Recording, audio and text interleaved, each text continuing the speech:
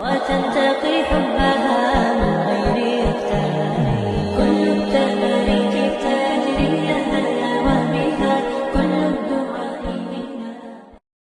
Bismillahirrahmanirrahim. Apa kabar Kofizen semuanya? Semoga kita selalu dalam lindungan Allah Subhanahu wa taala. Kofizen semuanya, sadar atau tidak, sebetulnya negeri kita ini sedang dikutuk. Bukan dikutuk oleh jin paling sakti di Indonesia yang katanya namanya Sabdo Palon, juga bukan dikutuk oleh orang sakti zaman dulu yang namanya Joyoboyo, bukan. Tetapi dikutuk oleh nasibnya sendiri, dan itu dikarenakan memang manusia yang menghuni, yang tinggal di negeri kita itu memilih keadaan yang seperti itu. Makanya coba renungkan apa yang saya katakan, dan semoga ini menjadi pembelajaran bagi kita bersama. Sekarang begini, coba bayangkan, kita hidup dalam sebuah negara di mana semua tanaman bisa tumbuh, tapi kemiskinan di mana-mana. Kita punya negara di mana semuanya serba ada, minyak ada melimpah, tetapi kita mengeluh soal harga minyak.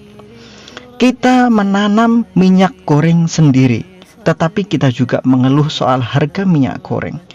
Kita menanam tebu untuk menghasilkan gula sendiri, tapi kita juga mengeluh tentang harga tebu. Kita menanam padi dengan keringat kita sendiri, tetapi petani padi tidak pernah kaya-kaya. Bahkan mereka ya hidupnya sederhana saja, bahkan mungkin banyak yang miskin. Kita menanam sendiri singkong-singkong, tetapi petani singkong selalu dipermainkan. Kita menanam karet, dan karet itu sendiri bisa harganya luar biasa di luar negeri sana, tetapi petani karet juga gigit jari.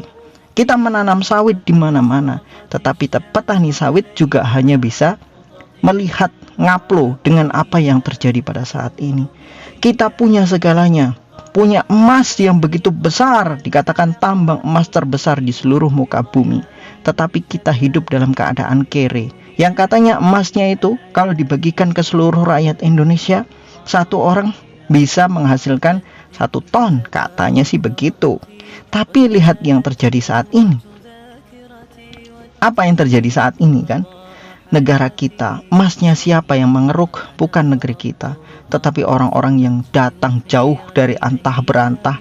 Mereka mengeruk kekayaan negeri kita dan hanya meninggalkan sampah-sampah, pencemaran lingkungan dan kerusakan alam. Itu yang mereka tinggalkan di negeri kita. Kenapa saya katakan negeri kita sedang dikutuk? Dikutuk oleh siapa? Dikutuk oleh nasibnya sendiri kah?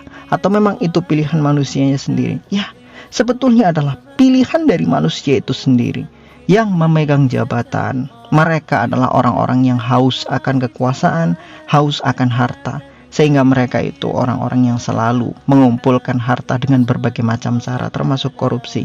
Sedangkan orang-orang yang di bawah, yang mereka mengatakan diri mereka rakyat, yang selalu berusaha mencari perubahan, tetapi mereka juga tidak pernah mau berubah setiap 5 tahun sekali.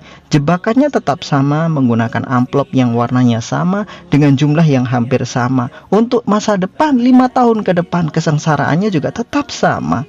Mereka selalu mengatakan kami ingin berubah, ingin berubah, ingin berubah. Tetapi disodorkan amplop putih dengan isi 200.000, mereka sudah hilang dengan kata berubah, berubah, berubah. Itulah yang terjadi. Kutukannya dari mana? Dari manusianya itu sendiri. Mereka yang rela, dengan sukarela dikutuk. Sedangkan Rasulullah SAW sudah mengutuk praktek ar-roshi wal murtashi finnar, yang sogok, yang menyogok, semuanya dalam neraka, kata Rasulullah SAW. Belum lagi bagaimana penegakan hukum di negeri kita. Ketika rakyat jelata yang melakukan kejahatan, maling ayam digebukin habis-habisan, masuk penjara babak belur. Ya, masuk penjaranya pun gak ada diskon, gak ada gratis-gratisan. Penjaranya juga seperti kandang ayam, makanannya juga seperti makanan-makanan ayam. Mereka sengsara di dalam penjara itu. Itu maling ayam, yang maling 271 triliun, senyum-senyum, tidak punya rasa bersalah sama sekali. Dengan pedenya menampakkan diri, menampakkan wajahnya di depan televisi dengan begitu bangganya.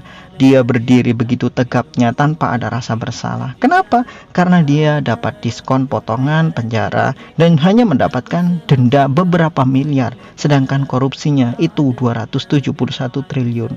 Harga yang gila untuk sebuah keadilan di negeri kita. Belum lagi penegak hukumnya. Kasus demi kasus membongkar semuanya. Ya, orang-orang yang justru harusnya menegakkan keadilan, justru mereka adalah orang-orang yang paling dolim di atas muka bumi. Kita akan membahas mereka itu di video selanjutnya, hadis-hadis Nabi terhadap para penegak hukum akhir zaman. Itu semuanya sudah dijelaskan oleh Rasulullah SAW, yaitu orang-orang yang mereka itu disebut sebagai aparat yang berkeliling kemana-mana membawa cambuk sembari mereka itu menakut-nakuti manusia. Itu ada hadisnya ya. Jadi itu ada hadisnya. Nanti kita akan bahas insya Allah. Nah, kita masih berbicara tentang negeri kita. Jadi kita berbicara tentang negeri kita yang sangat luar biasa, sudah kacau ini. Ada berbagai macam kutukan yang disematkan di dalam negeri kita, dan rakyatnya itu merasakan kutukan itu tahun demi tahun, hari demi hari. Semakin kesini kehidupan semakin sulit dan semakin sempit. Maka kita mengingat ayat Allah Subhanahu wa taala, "Faman a'rada an dzikri fa inna lahu ma'isyatan dhanka wa nahsyuruhum yaumal qiyamati a'ma." Di mana Allah Subhanahu wa taala sudah menjelaskan bahwa siapa yang ingkar terhadap ayat-ayat kami, maka kami akan menjadikan kehidupan mereka sempit. Ekonomi sempit, cari kerjaan nggak dapat, kerjaan sempit, gaji yang kecil dengan potongan yang begitu banyak, ada pajak ini, pajak itu, yang baru lagi namanya tapera, itu potongan pajak dengan gaji yang kecil gitu kan. Kita orang yang gajinya 3,5 juta dipaksa dipotong dengan pajak yang begitu banyak untuk menghidupi para pejabat yang gajinya miliaran. Bayangkan, kehidupan yang sempit disebabkan karena kesempitan manusia dalam memahami ayat-ayat Allah Subhanahu wa taala. Di depan mata mereka ada petunjuk dari Allah Subhanahu wa taala, ada Al-Qur'an, ada Al-Hadis. Mayoritas orang Indonesia muslim. Allah sudah meninggalkan Al-Quran, meninggalkan hadis sebagai tuntunan hidup, tetapi mereka tidak mau memakainya. Mereka mengharapkan keadilan yang begitu indah dalam pandangan mereka, dalam khayalan mereka. Tetapi ketika kita katakan adil seadil-adilnya adalah Al-Quran dan Al-Hadis, mereka langsung menolak. Gak boleh begitu, negara kita bukan negara agama. Padahal sila pertama adalah ketuhanan yang Maha Esa. Lucu bukan negeri kita. Mereka mencari keadilan. Ketika kita sodorkan keadilan yang sebenarnya, yaitu Al-Quran dan Al-Hadis, mereka menolaknya.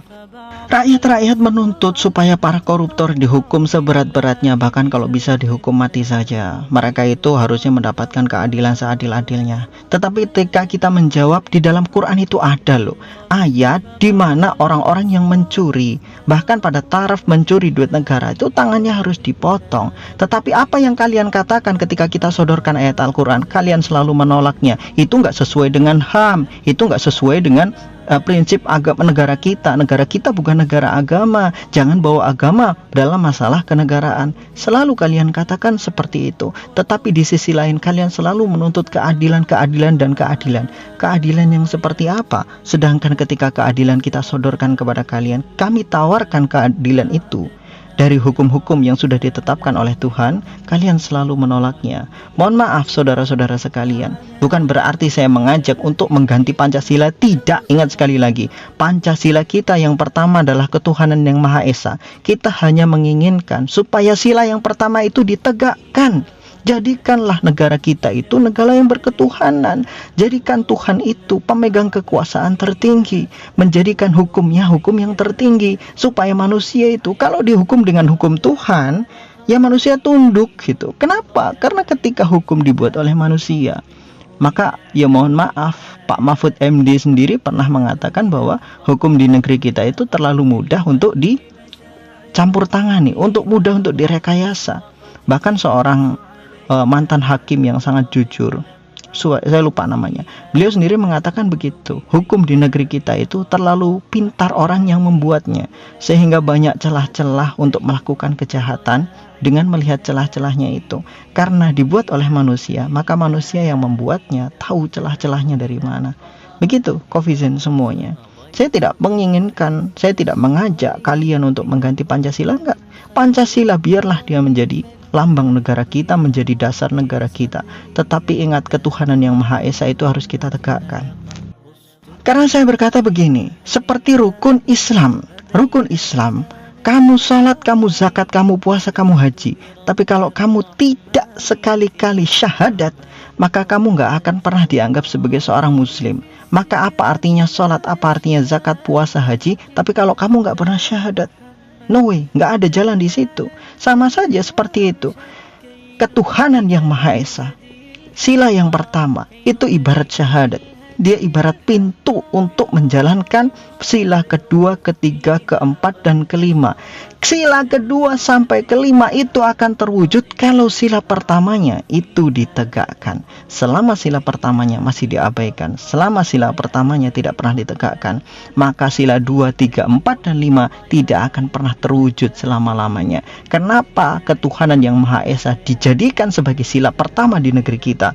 Karena pendiri negara dan pendiri bangsa kita sadar bahwa yang bisa mengatur negara menjadi makmur itu adalah Tuhan itu sendiri. Jadi Covizen semuanya, silahkan disimak baik-baik apa yang saya sampaikan. Apa yang saya katakan semuanya adalah kenyataan, tergantung Anda memahami apa yang saya sampaikan. Wallahu a'lam bishawab. Semoga bermanfaat.